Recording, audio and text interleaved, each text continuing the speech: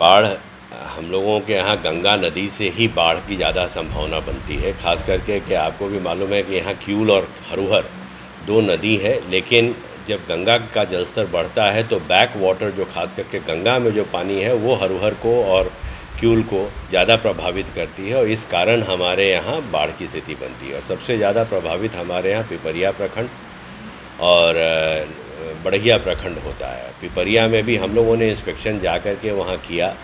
पिपरिया प्रखंड भी हम लोग गए थे और पिपरिया प्रखंड में हम लोग जाने के बाद हम लोगों ने यही देखा कि वहाँ पे जो पिपरिया दियारा क्षेत्र है और पतुआ क्षेत्र है जो कि गंगा नदी के बिल्कुल सटा हुआ क्षेत्र है, वहाँ पे पानी आया है।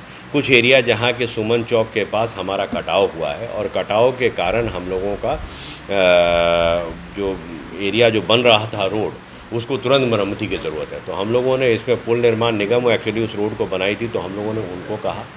और दूसरा हम लोगों ने पुल के निर्माण निगम के अतिरिक्त हम लोगों ने आरसीडी रोड कंस्ट्रक्शन डिपार्टमेंट को भी कहा कि वहाँ पर जिस तरीके से रोड कटा है तुरंत रिपेयरिंग करें। एक सूजी चक से यहाँ तक जो बन रहा है रोड, उसको भी हम लोगों ने कहा है कि उसको वो इमीडिएटली जहाँ खाली मिट्टी दे के उन्होंने छोड़ा हुआ है उसको सैंड बैग से रीइंफोर्स कर दें, ताकि कि वो रोड हमारा जो है बाढ़ होने के बावजूद प्रभावित ना हो और बहे ना।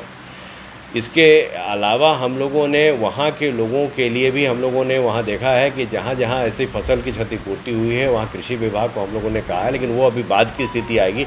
अभी सबसे पहले हम लोगों को ये देखना है कि जान माल की सुरक्षा हमारी ये रहे। उसके लिए हम लोगों ने रेगुलर बेसिस पर हम लोग अपना ये कार्य कर रहे हैं। अगर बाढ़ की स्थिति ऐसी आती है तो हम लोग वहाँ पर सामुदायिक रसोई के लिए भी हम लोगों ने कहा है, पशु को आश्रय स्थल चिन्हित कराने के लिए भी हम लोगों ने कहा है। और दूसरा हमारे लिए सबसे महत्वपूर्ण ये है कि नाव की व्यवस्था हम लोग कराएंगे। तो नाव के लिए हम लोगों ने आज के दिन भी हमारे यहाँ पिपरिया में 5 नाव तो उनके पास सरकारी है और इसके अतिरिक्त 10 नाव का और उन्होंने ये किया हुआ है। हम लोगों ने कहा है कि जहाँ इस तरीके की स्थिति बनती है, जहाँ लोगों को नाव की आवश्यकता है और उनको नाव से खास करके रेस्क्यू करने की बात है, इमीडिएटली उसको वो लगा दें। वहाँ स्थानीय लोग भी कुछ लोग थे जिनके पास नाव था, हम लोगों ने उनको भी आग्रह किया कि आप अपने यहाँ नाव जो है, वो लोग राज़ी हुए हैं कि वो नाव अपनी सर्विसेज देंगे। हमने कहा कि आप इमीडिएटली आप हमारे साथ एग्रीमेंट कर लीजिए ताकि हम लोगों को करवा सकें।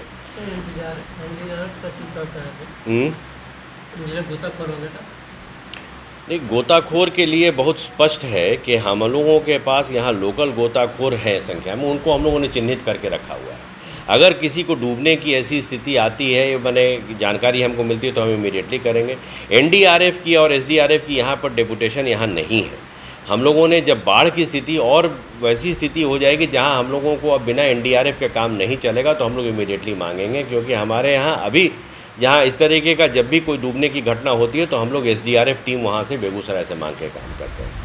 हमारे यहाँ बड़हिया में भी डिस्टर्बेंस हो गया है, खास करके बीएनएम कॉलेज के पास का क्षेत्र पूरा जल प्लावित हो गया है। इसके कारण वार्ड नंबर 14 हमारा बहुत डिस्टर्ब हुआ है। वहाँ हम लोग वार्ड नंबर 14 के लोगों को वहाँ से विस्थापित करके, बल्कि क्योंकि उनका ऑलरेडी प्रभावित हो गए थे तो हम लोगों ने ला करके यहाँ रख दिया है जगनानी धर्मशाला में। और अभी तक वर्तमान में 198 लोग हम लोगों ने ले आ करके वहाँ उनके खाने पीने की व्यवस्था कल शाम से ही शुरू हो गई है। इसके अलावा हम किसान भवन भी तैयार कर लिए हैं। भगवान न करे कि वैसी स्थिति बने, लेकिन अगर बनती है तो हम लोग इसके लिए तैयार हैं। हम लोगों ने पिछले वर्ष भी 4 इस तरीके के भवन चिन्हित करके वहाँ लोगों को आश्रय स्थल के रूप में रखा था। वहाँ इस बार भी हम लोग तैयार हैं, लेकिन अगर वर्तमान में वैसी स्थिति बनेगी तो हम लोग उसको करेंगे। अभी वर्तमान में जगनानी धर्मशाला ही हमारा यूज़ हो रहा है। क्या अपील करना चाहेंगे सरकार को? देखिए, सबसे इम्पॉर्टेंट ये है कि सभी जो पहले तो हम वहाँ के जो स्थानीय वैसे लोग जो नाव वाले हैं, पहले तो मैं उनसे आग्रह करूँगा आपके माध्यम से कि वो लोग, खास करके आज टाल क्षेत्र में भी काफ़ी लोग हैं जिनके पास अपना नाव है, वो आकर के हमारे यहाँ एग्रीमेंट करें। शुरू में लोगों के मन में ये संशय रहता था कि हमारे को भुगतान नहीं होगा, क्योंकि शायद कभी पिछले बार का कुछ बकाया था। हम लोगों ने कोई बकाया नहीं रखा है, सबका भुगतान कर दिया। इससे लोगों का संभवतः विश्वास बना होगा। और हम ये भी कहेंगे कि इस बार भी अगर वो एग्रीमेंट करेंगे और उनका नाव का इस्तेमाल हम लोग करेंगे तो निश्चित रूप से हम लोग उनका पेमेंट करें, लेकिन वो एग्रीमेंट करके रखें। हम लोग अपने आप को इस तरीके से सुदृढ़ स्थिति में महसूस करें कि हमारे पास नाव की पर्याप्त संख्या है, जब ज़रूरत पड़ेगी हम लोग नाव को लेंगे। और हम लोगों ने अपने यहाँ जो सूखा राशन के लिए हम लोगों ने टेंडर करके रखा था, संबंधित एजेंसी को भी हम लोगों ने जागरूक कर दिया है। हम लोग उनको बुला रहे हैं और हम लोग बैग्स की भी कुछ संख्या बना करके भी रखने की कोशिश करेंगे। और जैसे ही अगर इस तरीके की स्थिति आएगी कि जहाँ लोगों का चूल्हा अब बंद होने की स्थिति रहेगी, तो पहला तो हमारी कोशिश रहेगी कि वो ऊंचे स्थल पर कहीं शिफ्ट होंगे जहाँ कि वहाँ सामुदायिक रसोई हम लोग चलाना शुरू कर दें। और अगर वैसा रहेगा कि जहाँ कि वहाँ से लोग नहीं आ सकेंगे तो सूखा राशन भी हम लोग बंटवाना शुरू करेंगे। तो ये तो अभी की स्थिति नहीं है, ये अगर और पानी बढ़ेगा, जब लोगों का घर प्रभावित हो जाएगा और लोग जो है वो इस स्थिति में आ जाएंगे कि अब वो खाना अपने घर में नहीं बना सकते, तो उनको हम लोग निश्चित रूप से करेंगे। जल स्तर में लगातार वृद्धि हो रही है सर। देखिए, वर्तमान सुबह तक हम लोग के जल स्तर में वृद्धि का रिपोर्ट हुआ है, लेकिन अभी जानकारी मिली है बक्सर में कल रात से लेकर के सुबह तक में जल स्तर में कमी आई है। तो बक्सर में कमी आई है, बनारस में कमी की भी सूचना है। तो इस आधार पे हम ये कह सकते हैं कि अभी जलस्तर बढ़ नहीं रहा है।